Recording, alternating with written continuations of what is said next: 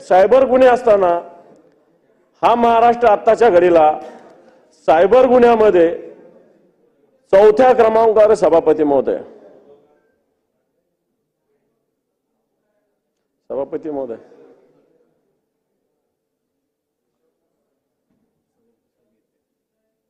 ज्या नागपूरमध्ये आपण आहोत, या नागपूरमध्ये परवाच्या दिवशी पूर्ण सरकार इथे सभापती महोदय, नागपूरचे आता मुख्यमंत्री या राज्याचे,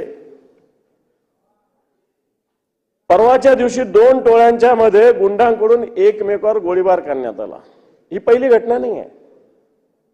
मी घटना याच्यासाठी सांगतो, अधोरेखित करतो की सगळी यंत्रणा, सगळं राज्य या नागपुरात होत असताना आज या ठिकाणी गोळीबाराच्या घटना सभापती महोदय करतात. सभापती महोदय, हेच सरकार असताना मागच्या 12 ऑक्टोबरला या राज्याचं विधानसभा सदस्य म्हणून जे होते बाबा सिद्दीकी, आपल्या विधानसभेचे सदस्य होते सभापती महोदय, यांची गोळ्या घालून हत्या करण्यात आली सभापती महोदय 12 ऑक्टोबरला. आता बाबा सिद्दीकी सारख्या एका जबाबदार नेत्याची ही या राज्यात स्थिती होती सभापती महोदय. असं सांगितलं जातं, असं समोर आलं की 1-2 महिन्यापूर्वी ही हत्या करण्यासाठी रेकी केली गेली. ठिकठिकाणी वेगवेगळ्या पद्धतीनं यंत्रणा लावण्यात आली आणि मग ही हत्या करण्यात आली. सभापती महोदय, आत्ताच थोड्या वेळापूर्वी एक बातमी आली, शिवसेनेचे नेते संजय राऊत जे राज्यसभेचे सदस्य आहे, यांच्या घराची सुद्धा रेकी करताना काही लोक आढळलेले आहेत.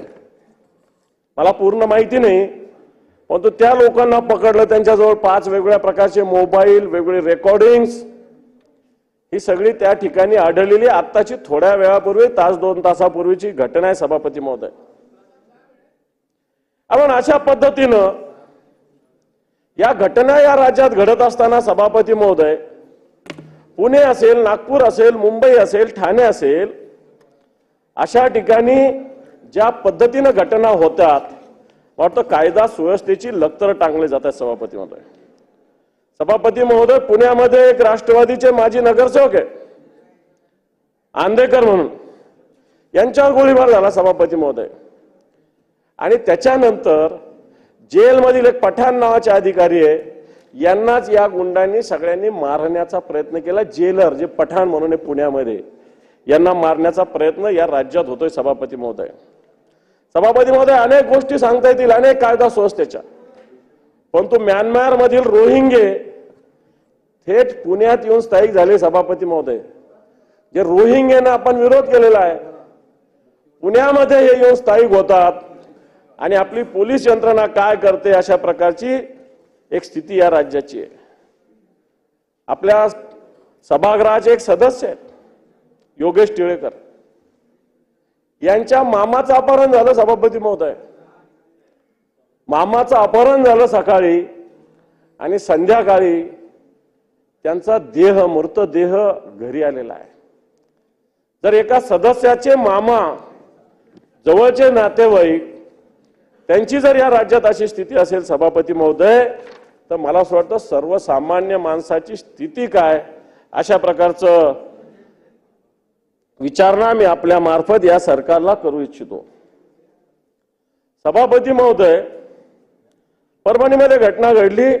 आज त्याच्याविषयी माननीय मुख्यमंत्र्यांनी मला असं वाटतं खालच्या सभागृहात निवेदन केलेलं आहे. मी या परभणीला जाऊन आलो सभापती महोदय.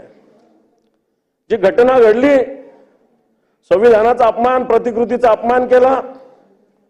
अपमान केल्यानंतर जी घटना घटत असताना खऱ्या अर्थानं कलेक्टर आणि SP यांनी जमावबंदी आदेश तिथं लावण्याची आवश्यकता होती, परंतु तशी खबरदारी घेतली नाही आणि परिणामी दुसऱ्या दिवसाचा प्रकार झाला सभापती महोदय. सभापती महोदय, सोमनाथ सूर्यवंशी नावाच्या तरुणाचा मृत्यू झाला. त्याचा पोस्टमार्टम रिपोर्ट आलेला आहे. पोलिसांच्या मारहाणीमध्ये या राज्यामध्ये एक आंदोलन करणारा निरपराध विद्यार्थी याचा मृत्यू होतो सभापती महोदय. आणि मला असं वाटतं हा